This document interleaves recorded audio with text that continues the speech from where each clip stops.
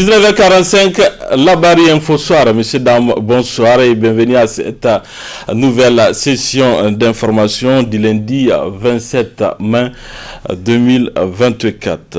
26 juillet 2023, 26 mai 2024, cela fait jour pour jour à 10 mois de gestion du CNSP depuis le renversement du président Bazoum Mohamed. Quel bilan font les citoyens sur ces 10 mois de gestion du CNSP? On les suit dans ce micro-trottoir. En tant que citoyen, ce que j'ai à dire, c'est que nos nouvelles autorités n'ont qu'à considérer les problèmes qu'ils ont avancés dans leur communiqué le jour de la prise du pouvoir, de reconsidérer ces différents problèmes qui les ont amenés à renverser le régime précédent et de tout faire pour améliorer les conditions de vie des citoyens du pays, assurer la sécurité également. Donc personnellement, moi je ne peux leur souhaiter que bon vent et je prie Dieu pour que Dieu puisse les accompagner sur le bon chemin et que nous aussi Nigériens, que nous leur prions également bonne chance dans leur combat et que Dieu leur assiste. Le CNSP doit encore vivre avec le peuple et de les améliorer dans les conditions dans lesquelles nous vivons aussi. Les tendances sont vraiment sur le bon train. On remercie encore le bon Dieu. Mais maintenant, ce qu'on attend d'eux, c'est d'essayer de faire la charte de transition qu'ils ont dit, parce qu'on a l'impression que voilà, certains ministres sont en train d'errer, ils savent pas, ils n'ont pas de fait de route, donc ça veut dire que vraiment ça coince de l'autre côté. Sur le plan sécuritaire aussi, nous les remercions, malgré quelques difficultés. Et là, ça peut pas, c'est pas du jour au lendemain qu'on va s'attendre que ces terroristes arrêtent ou bien que l'armée prenne le dessus sur eux. Là, vraiment, on en est conscient. On doit serrer nos ceintures pour essayer de pallier à cette situation. Bon, concernant aussi la cherté de la vie, maintenant, ils doivent tout faire. De ne pas seulement attendre que voilà, dire qu'on a investi tel milliard dans la riziculture et attendre que l'autosuffisance se fasse en 2-3 jours, ça ne serait pas possible. Et concernant aussi le ministre du Commerce, il a sorti 2 fois un décret soi-disant qu'on réduit le prix du riz, mais jusqu'à présent, rien ne va. Donc c'est soit il sort pour nous expliquer ce qui se passe, ou bien il démissionne parce qu'il ne peut pas.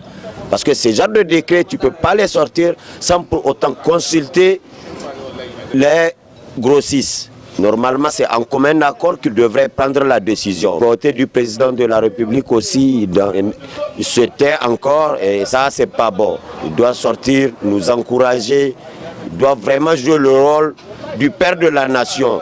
Concernant le Premier ministre, le chef du gouvernement, je lui tire un chapeau et je lui fais garde à vous. J'ai un cri de cœur à l'endroit du président de la République, le père de la nation, concernant les militaires qui sont emprisonnés depuis l'avènement du coup d'État, essayer de les ramener et vraiment les remettre sur les rails. Le bilan, c'est pas du tout mal.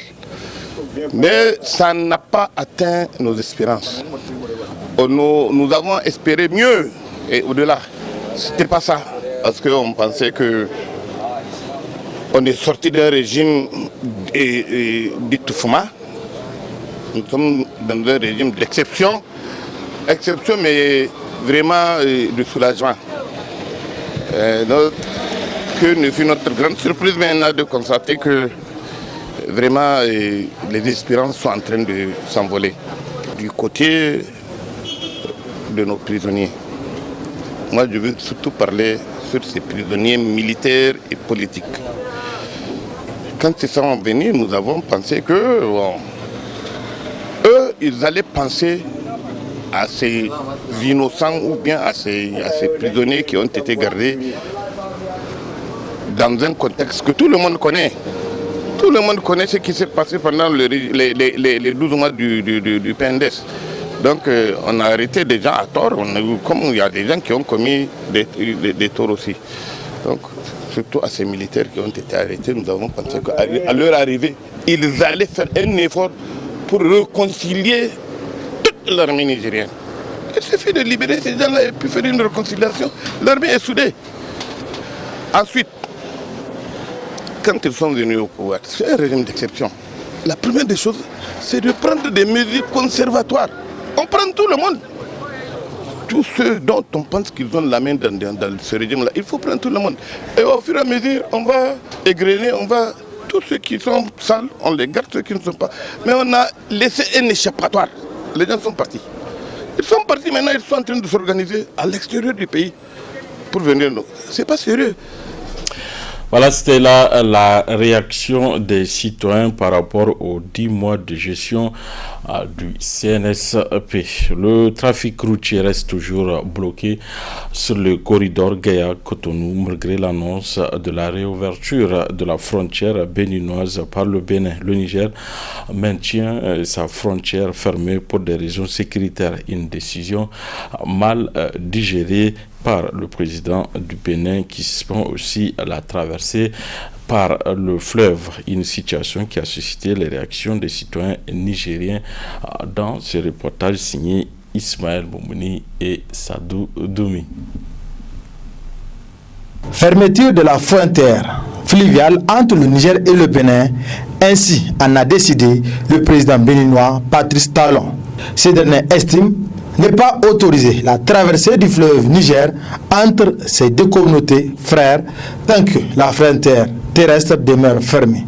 Une situation qui n'a pas laissé indifférents ses citoyens. C'est une situation même qu'on attendait depuis l'événement du 26 juillet. On attendait cette occasion à travers de nos autorités. Mais malheureusement, on s'est trouvé de l'autre côté du Bénin. Mais nous, on avait voulu même que le CNSP prenne ses décisions pour fermer même le côté du fleuve, du temps qu'ils ont fermé la frontière du pont. Mais si aujourd'hui le Bénin arrive à fermer la voie fluviale, c'est déjà bon. Et on va voir d'ici peu de temps, dans 1 mois, dans 2 mois, qui va plus se tenir. Car nous, on est déjà habités. On est pendant jusqu'à 10 mois de cela. Et ça ne nous a pas dérangé. Mais le Bénin ne peut pas se tenir même 1 mois, mon frère. Moi, je connais le Bénin. J'ai beaucoup fait des va-et-vient au Bénin. Et puis moi-même, mes déplacements, mon marché même, c'est au niveau du Bénin. Mais depuis la crise du Sahel et depuis le coup d'État, j'ai cessé d'aller au Bénin. Et ça ne m'a pas dérangé. La population du Bénin et de Gaïa, c'est eux qui profitent du fleuve. La semaine passée, j'avais suivi à la télé que même la population de Gaïa a marché contre l'ouverture de cette frontière.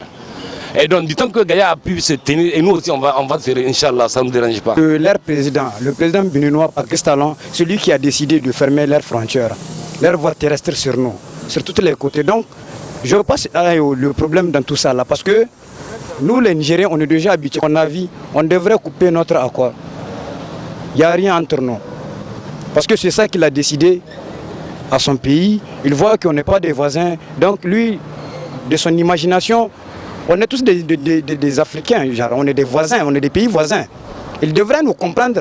Parce que nous, on a dit que la Boussani, non. Bon, en tout cas, moi je sais qu'on est toujours colonisé par la France. Hein. Moi, ce que je vois, c'est qu'il est poussé par les Français, c'est tout. Ces Nigériens trouvent cette décision déplacée, surtout venant d'un chef d'État d'un pays voisin comme le Bénin. C'est pas bon. Au moins s'ils ont fermé l'autre, on se débrouille à se déplacer. Une fois qu'ils ont fait ça, c'est pas bon. Donc pour moi, vraiment, les deux présidents doivent se voir pour avoir un terrain d'entente. Parce que nous, tous les deux pays, c'est complète. Donc vraiment, on souhaite que vraiment il y ait un terrain d'entente entre eux. Il n'a pas bien fait.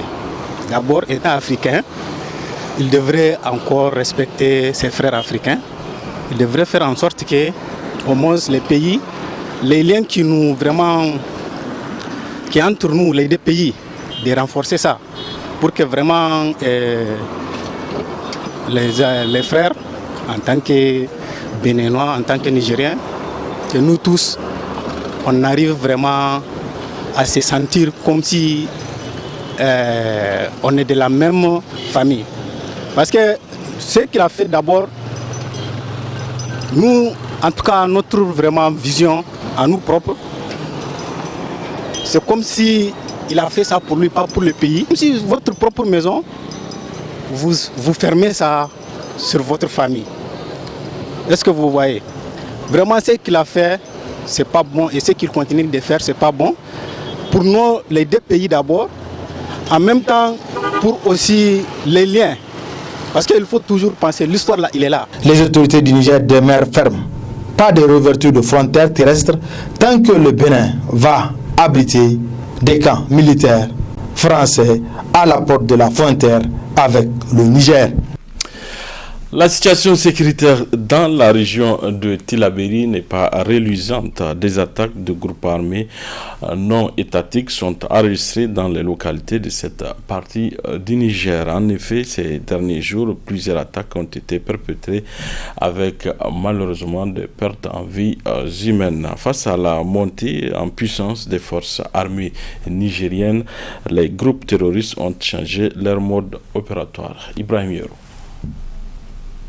La dégradation de la sécurité dans la région de Tillabéri préoccupe au plus haut point les Nigériens en général et les ressortissants de la dite région en particulier. Ce qui se passe à Tillabéri, des terroristes, par petits groupes, font irruption dans un village, ouvrent le feu sur des hommes, femmes et enfants sans armes, avec la volonté de faire le maximum de victimes possibles. Puis, ils disparaissent dans la nature. Sachant ne plus pouvoir tenir une bataille frontale avec les forces armées nigériennes, la nouvelle stratégie des terroristes consiste à ne pas se déplacer en grand nombre pour échapper à la surveillance aérienne et aux patrouilles des forces de défense et de sécurité. Selon les témoignages de certains paysans, les choses sont davantage compliquées du fait que certains terroristes sont des locaux qui connaissent bien l'environnement, mais aussi les habitudes des villages qu'ils attaquent. Mais qu'à cela ne tienne, les Nigériens sont unanimes à reconnaître l'amélioration de la situation sécuritaire de notre pays pendant les premiers mois de la prise du pouvoir par le Conseil national pour la sauvegarde de la patrie CNSP, qui a d'ailleurs fait de la sécurité la toute première de ses priorités. Pourtant, à l'époque, le Niger était sous sanction criminelle de la CEDEAO et ses commanditaires et manquait énormément de ressources comparativement à aujourd'hui. Cela démontre, si besoin, la volonté et l'attachement des autorités à la sécurité du pays. Du reste, le maintien de la fermeture des frontières avec le Bénin officiellement pour raison de sécurité, malgré l'impact négatif sur l'économie du pays, est aussi une preuve supplémentaire que le CNSP et le gouvernement sont préoccupés par la sécurité des personnes et de leurs biens. Mais alors, pourquoi c'est maintenant que l'insécurité s'aggrave dans la région de Tillabéri? Pour esquisser une réponse à cette question, rappelons-nous ces propos d'un ancien agent des services secrets français qui disait, et à la télévision, que c'est après le départ des soldats français du Niger que les services français pourront mieux déstabiliser notre pays. N'oublions pas aussi ces propos de l'ancien chef d'état-major de l'armée française qui a dit, et à la télé également, que l'Europe devait se préparer à revenir occuper le Sahel pour soi-disant protéger les pays du terrorisme. Mais pour venir, entre guillemets, sauver le Sahel, il faut d'abord l'embraser en formant et en équipant les terroristes. Et enfin, rappelons-nous cette horrible phrase trouvée dans une villa qui était occupée par des soldats français. La paix, on peut l'éviter. Il manquait juste d'ajouter en semant la guerre. À l'image de toutes les capitales régionales du pays, Tillabéri dispose désormais d'une gare routière moderne. L'inauguration de cette dernière est intervenue hier dans la matinée à travers une cérémonie résumée par Adamou Soumana et Noufou Jibo. Le chef-lieu de la région du fleuve, Tillabéri, dispose désormais d'un écogare digne de ce nom.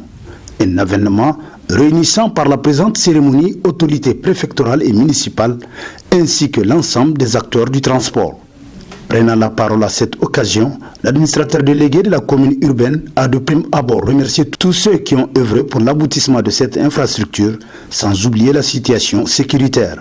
Nous sommes ici pour célébrer l'ouverture officielle, mais symbolique de l'autogare et au regard aux événements tragiques de Djambala. À cet effet, je vous demande d'observer 1 minute de silence à la mémoire des victimes innocentes des actes terroristes de Djambala. Procédant à l'ouverture officielle de cette gare, la première responsable du département de Tillabéri n'a pas manqué de prodiguer des sages conseils aux usagers de cette infrastructure. La situation sécuritaire du moment exige de nous tous une prise de conscience collective. C'est dans cette optique que nous nous sommes investis avec nos partenaires pour le retour de tous les véhicules de transport au sein de l'autogare. J'ose espérer que ce regroupement de véhicules en un seul endroit profitera à tous les acteurs, notamment les transporteurs, les taxis-motos et les revendeurs. Je vous demande de ne prendre en compte que l'intérêt général, car en votre qualité de transporteur, vous êtes au centre de la sécurisation des personnes et de leurs biens. Mesdames et messieurs, vous devrez avoir un œil regardant sur tout passager dont son comportement vous paraît suspect et garder votre environnement dans un état de salubrité absolue. Enfin, j'exhorte tout un chacun à prier pour la paix et la tranquillité dans notre cher pays, le Niger. Sur ce, je déclare à compter de ce jour ouverte l'autogare de Tillabéri pour ses activités. Les bénéficiaires qui sont les transporteurs ont par la voix de leur président Souley Amadou Fouti témoigné de toute leur gratitude à l'endroit des autorités pour avoir doté leur localité d'une gare routière facilitant ainsi leur activité. Aussi, pour la bonne marche de cette infrastructure, l'administrateur délégué à marge de la cérémonie tenu à échanger avec l'ensemble des acteurs du transport de Tillabéri. Pour le reportage de cette édition nous amène à la découverte du prix des condiments sur le marché. Nos reporters Asmaou Seydou, Nasser Seydou ont fait le tour du marché Yantala. Suivons les détails dans ce reportage. Disponibles sur le marché, les légumes et autres condiments contribuent à l'assaisonnement des sauces. Ces produits qui sont en hausse ne permettent pas à la ménagère de remplir son panier. Je suis venue payer des tomates avec des maïs. J'ai vu que tout est cher maintenant, les maïs et les tomates. Les prix ici sur le marché, c'est abordable, c'est bien. Ce n'est pas trop élevé. Et ça nous arrange beaucoup. J'ai eu à payer les tomates, concombres, betteraves, aussi les poulets, la viande. C'est abordable. On voit qu'effectivement le temps a changé. Sinon c'est monté vraiment un peu. Malgré cette augmentation vertigineuse des prix des produits, les revendeurs tirent leur épingle du jeu. Le marché est bon, les hommes viennent acheter. Et puis, alhamdulillah, nous n'avons pas augmenté. C'est le même prix depuis dès au début. Les kilos à 2300 et les 100 os à 3000. On n'a rien augmenté depuis au moment jusqu'au présent. La production de légumes et autres condiments au Niger permettra de réduire de manière considérable le coût des produits. Voilà, messieurs, dames, c'est tout pour ce 19h45 de la télévision Labari. Merci à vous de l'avoir suivi. Au revoir.